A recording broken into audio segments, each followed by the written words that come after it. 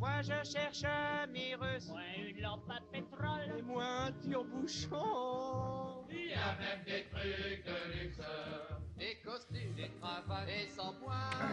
sur de telles occasions faut sauter à pieds joints. Les plus anciens ont reconnu peut-être Réventura et ses collégiens. Alors c'est comme chaque année à l'automne, les puces de Saint-Ouen, c'est tout proche de Paris, pas loin du périphérique. Vous ne pouvez pas vous tromper. Il y a là-bas un mondial. Ils n'ont pas, parle de la cuir, un mondial. Mondial, bah oui, Ça veut dire quoi, monsieur. mondial? Ça veut dire Le quel est- mondial des puces, c'est vraiment la fête internationale que donnent les marchands aux puces de Saint-Ouen. Il y a un programme particulier? Ouais, le programme est assez chargé et c'est surtout très bucolique parce que la thématique de cette année, c'est l'art et la nature. Donc c'est un thème que l'on va retrouver bien sûr dans toutes les œuvres que les marchands vont nous présenter, mais aussi dans la scénographie, parce que tous les marchés pour l'occasion sont transformés en jardins botaniques, en champs de tournesol, de bambou, de maïs. Vous allez vraiment chiner au cœur de la nature pendant tout le week-end. Après, chacun des marchés, vous savez qu'il y en a une quinzaine à peu près, met en scène la nature comme il le souhaite, en fonction de sa propre ambiance. Chaque marché a vraiment son ambiance. Donc le Mais marché. est-ce que chaque marchand, dans son petit stand, il va refaire la décoration qu'il avait habituellement? Il fait quelque chose de spécifique pour ces jours-là? Alors oui, bien sûr, tous les marchands sortent des pièces en rapport avec la nature. D'accord. Le marché Biron, par exemple, a choisi de le faire à travers les objets kitsch. Le marché Malassis a choisi de le faire à travers le thème des jardins et la couleur. Et nous, on est allé au marché Dauphine, parce que là-bas, il se passe plein de choses en ce moment. C'est surtout un marché qui est vraiment en plein repositionnement en ce moment. Vous allez voir, la directrice va nous expliquer ça. Et pour l'occasion, eux, ils ont décidé d'exposer la Maison Futuro. C'est une œuvre ovni qui a été commandée par un amoureux de la nature. Et c'est une œuvre qui a été spécialement conçue pour se poser dans des endroits très, très naturels. Regardez.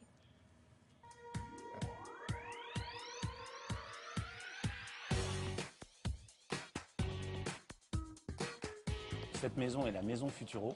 C'est une création d'un Finlandais qui s'appelle Matti Suronen, qui a été faite en 1968. C'est un rare exemplaire en fait de l'architecture utopique des années 70.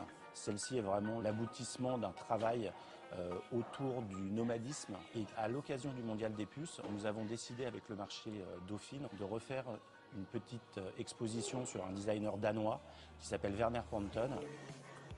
Une des spécificités de Werner Panton, outre son travail sur la couleur, est en fait le travail sur les ronds. Les tables sont rondes, les lampes sont rondes, les tapis sont ronds. Et il y a une pièce en fait très carrée à l'intérieur de la maison, qui est la Living Tower, qui a été dessinée en 1968 par Werner Panton, et qui est un fauteuil dans lequel on peut s'asseoir à différents niveaux.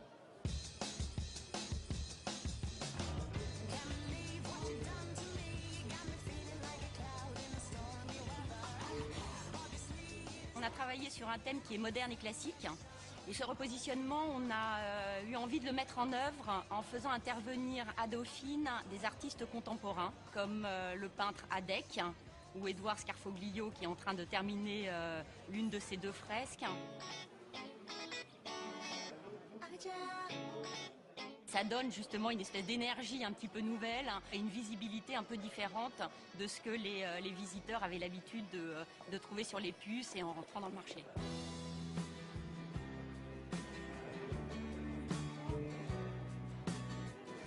À partir du moment où on intervenait chez les antiquaires, il fallait pouvoir leur proposer des œuvres qui alliaient à la fois l'Antiquité et une vision que nous on pouvait amener qui était un peu plus contemporaine.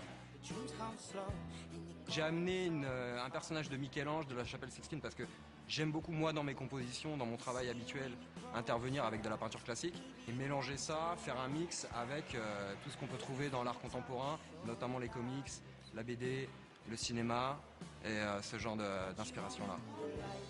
Quand les gens arrivent, il y a de la couleur, il y a de la pêche, il y a de l'énergie et quels que soient les continents d'où ils viennent et leur âge, ça fonctionne. L'idée, c'est de donner un nouveau souffle, en fait. Les puces ont beaucoup changé ces derniers mois. Et en apportant des pièces comme ça qu'on voit très très rarement, c'était justement de redonner une nouvelle valeur à ce marché qui accueille des antiquaires assez exceptionnels. Alors ça dure sur une période quoi qui Mais va c'est jusqu'à jusqu'à lundi soir, le mondial Lundi des soir, puces. d'accord. Il y aura tout un tas d'animations. Il va y avoir une vente de poules et de plantes chez Habitat Vintage. Vous savez que l'enseigne a ouvert il y a quelques mois au cœur des puces. Il y aura des ateliers pour les enfants pour leur apprendre à jardiner. Il y a 2 invités d'honneur, 2 artistes, Richard Orlinski et Cheyenne Coy qui exposent. Mais si Richard Orlinski, vous connaissez, voilà, regardez, il fait ça, il fait ses gros crocodiles aussi. Si vous voyez le gros crocodile rouge, voilà, ça, vous voyez ce que c'est? Non, bon, d'accord. Donc, c'est Richard Orlinski. Et puis, je voulais vous parler. Et je voulais vous parler quand même. Regardez. Oh, je vous le mets parce que, regardez, il faut que vous voyez ce que ça donne quand même. C'est un joli sautoir parce que c'est aussi ça la magie des puces. On peut aussi tomber sur des petits artisans, sur des petits créateurs qui sont sans doute là parce que l'ambiance des puces les inspire dans leur création. Et ça, c'est une magnifique créatrice de bijoux, Simone Davray, qui est au marché Dauphine. Et voilà. Merci Mélanie.